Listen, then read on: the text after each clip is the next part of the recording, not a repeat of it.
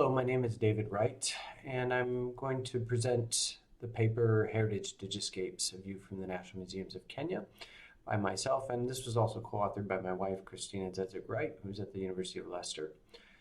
This paper is a kind of very nuts and bolts practical paper on how we executed a digitization project in Kenya and the future steps that we intend to take. This could be a potential model for the Scandinavian Joint Expedition, looking at how to digitize large collections of analog data, and how we've gone about it, and our lessons for the future. So just to set the background, the National Museums of Kenya host one of the longest records of human history, maybe the longest record of human technological history, dating back 3.3 million years. And the archives include virtually every artifact in the country that has been collected since the days of Louis Leakey. And even earlier, back till about 1910 is when the collections began. The records are relational, and which we'll discuss in a little bit. But since they're only currently mostly located on paper, the searchability and the durability of these records are definitely problematic. And so we recognized a long time ago, getting close to 20 years ago now, that we needed to develop a protocol for digitization of the collections so that the records remain relevant in the future. If there was some kind of fire or some kind of really terrible event, this would be a devastating for the human history, for the record of human history on this planet. So currently, the way that the database is organized is actually pretty convertible into a digital format. Archaeological site discoveries are spatial entities, and these records are created in the system in the National Museums of Kenya on answering two primary questions. The first is, where is it? And the second is, what is it? Which should be the function of pretty much any kind of database. So the way the system works, and this has been partially digitized as we'll come to, but we'll just start with about 20 years ago, the way this system worked in its totality, and still basically the way most of the staff operate, is that the survey forms are filled out, recording the site locations, and they provide some scant information about the nature of the collections. This is what's commonly called the SASSI's system, which is a sort of six-digit indicator of a site's location. Artifact collections are accessioned according to a sequential collection number and a catalog number. And this is included in what's called a KNM folder, or Kenya National Museum folder. And that folder is keyed to a row and a shelf where the collections themselves are held.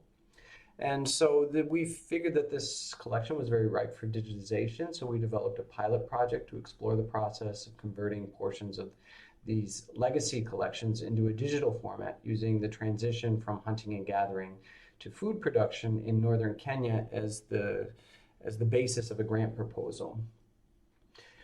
And using the collection to address the research questions, the project enhanced the capacity of the institution to create a database that will be able to grow with each subsequent archival research project. And that was the vision in the first step of the process. So the National Museums of Kenya hosts about 1 million artifacts in total, and that provide the evidence of the transition from hunting and gathering into food production. So we had a good amount of data to work with, but the majority of the artifacts were collected prior to the advent of GPS technology or personal computers.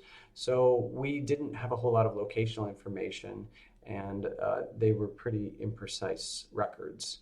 So the pilot project was designed to explore the feasibility of scaling up this digitization protocol in an area that I was very familiar with as a geographic area, and see what the possibilities are to scale this up on a larger scale. So several years ago, a student from the British Institute on an internship started transferring paper records into two access tables, and these were called ARC finds and ARC sites. And in working with John Muniri, who's a staff at the National Museums of Kenya, we were able to convert, to use the system that was originally built by this British Institute student into a kind of proto database, electronic database. So the ARC finds used the K&M numbers, which I discussed, and this used a code for the materials and the type of find, so whether it was surface or excavations, those sorts of things. And then the ARC sites field was the SASTI's number, which as I previously explained, is the kind of unique identifier that's a spatial code for where the site is located. And then there was another subcomponent to the database, which is called the Archeo database, and everything in the collection by K&Ms were entered, and then this was just a little bit more detailed than the ARC finds. So a lot of the information that was on the paper records was transferred into this Archeo database. So because archaeology had already started transferring paper records into Access, we decided to stay with this format until a collections management software could be selected and purchased. And we will discuss this protocol in a little bit. So the second stage of the process was that we got a camera and hooked it up to a computer, got a camera and a computer and a light box, and we started to take photographs of some of the quote-unquote important artifacts in the collections. These were the diagnostic artifacts, which were considered necessary to continue analyzing the sites when away from the lab. So it remains an open question what is and is not important to photograph, and we struggled with how many photographs to take, how big to make the database. And then finally, well, not finally, but the next protocol that we used is that we related the photo log to these K&Ms so that the artifacts were traceable, that we could find them in the accession records, and then they were recorded according to the count and the weight and the cultural group, if known, and the type of object. So there was also a spatial component to creating the database. We use QGIS. It's an open source software. It's still freely downloadable and usable and maintained by a consortium. And we plotted the exact latitude and longitude of the legacy collections when we could find them or got within a certain range. So we were able to adjust the scale of the plotting based on how precise the information was. And we made everything so that it was exportable as an XML or an XLS type file. And those are pretty flexible, and they can even be imported into Google Map files and different database applications. So we tried to make the most generic and friendly and free software, using free software. Everything was open access, and that was a really important component of this project. So for the immediate applications of the project, we found that it was good for helping people facilitate research permits, which is a really specific thing to Kenya I won't get into. But more relevant perhaps to this group is the retrieval of artifacts for exhibitions. We were able to design, to improve the database to a point where we could answer basic questions like where are the bone harpoons from the Turkana Basin located, or where is all the dotted wavy line pottery found in the museum. So we were able to make a pretty successful protocol. This had the other immediate applications were that we were able to facilitate communications amongst researchers. And here's an image of a note that I found in a box when we were going through some of the collections. And this is the previous system, is that researchers would just leave notes for each other in the boxes, like look for this, or this is over here, or I'd use this for this. So this actually made it a lot easier for the museum staff and for other researchers to know the history of who's been working on the collections and what may have been moved to different parts. And then, of course, the most important thing was that it kickstarted the process of digitization at the National Museums of Kenya. And furthermore, the project allowed for some research publications to be generated directly from the collections that all have my name on it in some way, shape, or form. But basically, all of these papers came in some way, shape, or form from this pilot project. And I was able to use facets of the data to pursue my own research and to publish some collections that had been lost to time, essentially. They would never have been published had this, well, maybe not never, but it is unlikely they would have been published in any timely fashion without this pilot project. So building on the success of the phase 1, we kicked off a phase 2 project along with our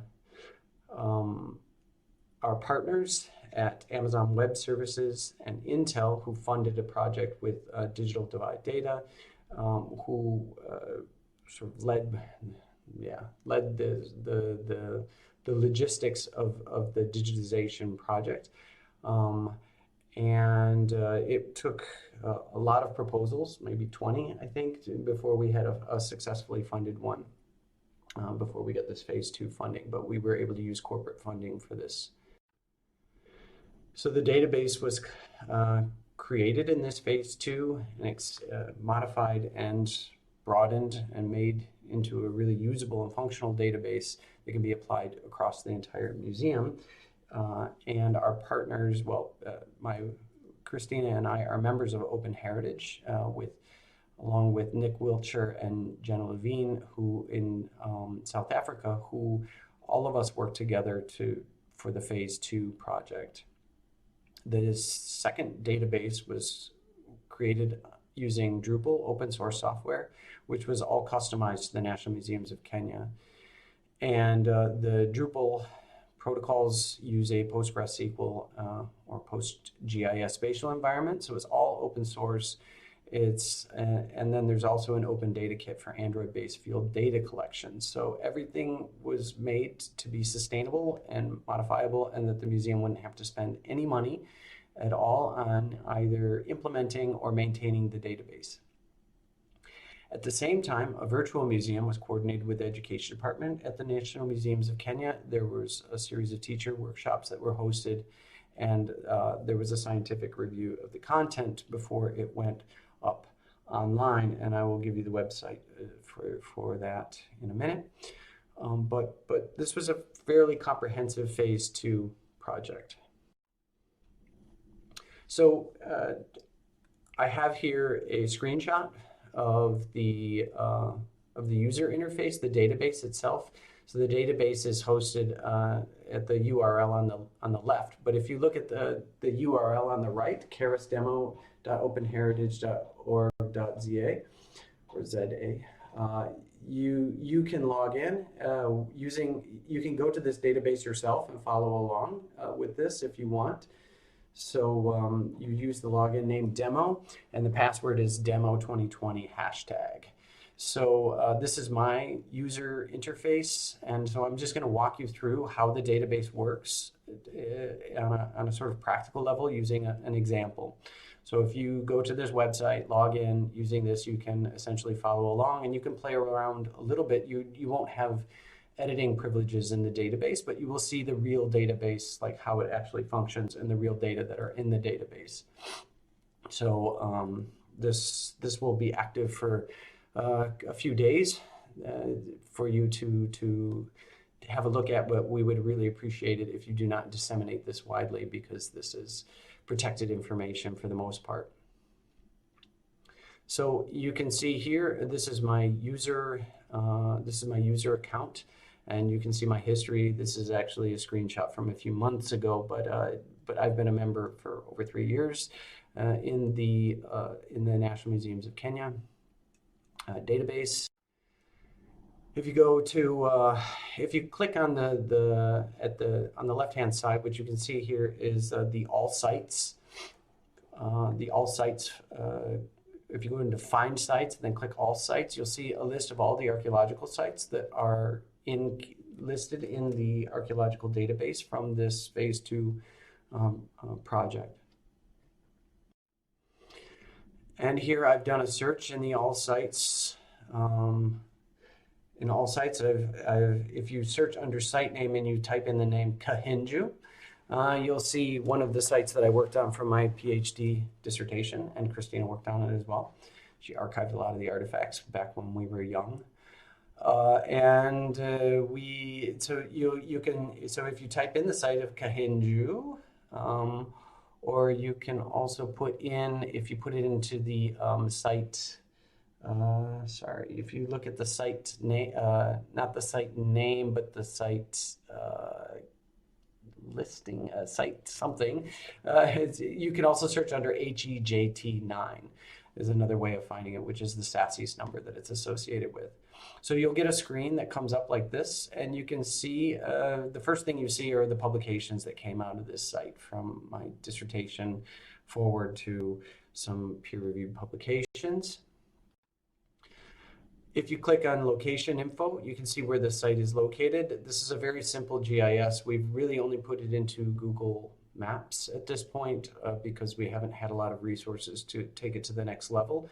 That is something that we're going to work on, to put it in, have a background for a digital elevation model and other kinds of things that can be streamed into the server so that we have different interfaces. But you can click in and out on the Google map.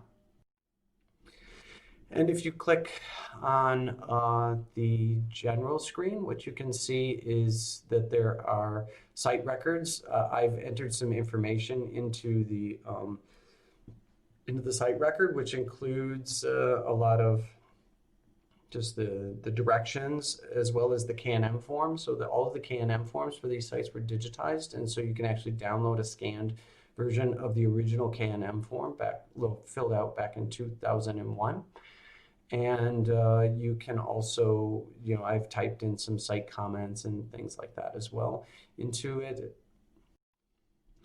And you can also get some overview information about the archaeology, the depth that it was excavated to, the meters above sea level, just the types of artifacts that were found.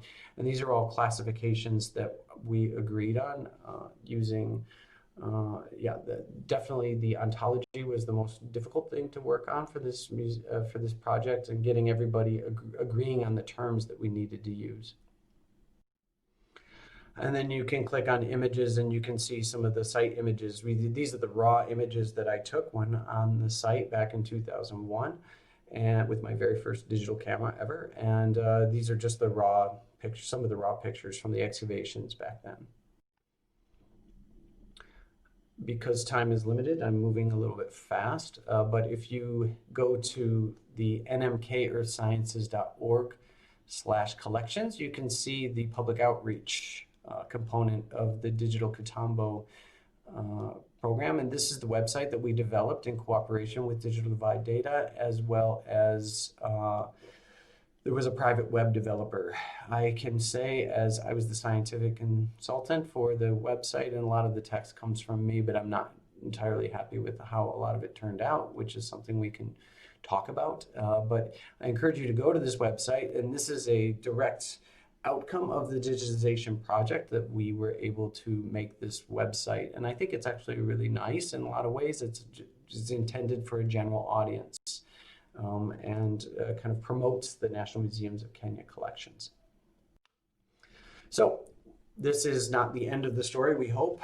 We would like to have a third phase, which will include essentially digitizing all of the collections, 100% of the collections. So our initial digitization in phase 2 was 10,000 artifacts. And we called it 10,000 nini, 10,000 things, basically, because there was more than just artifacts. One of the weaknesses of the project is that there's high-speed internet is a problem at the museum. This may not be a problem in places like Stavanger, but it is definitely a problem in Kenya. So we need to have full high-speed wiring of all parts of the museum into a central server.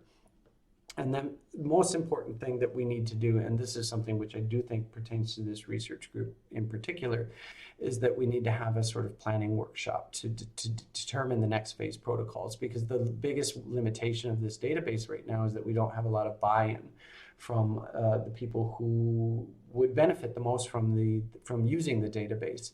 And that's mostly the researchers who come to the National Museums of Kenya.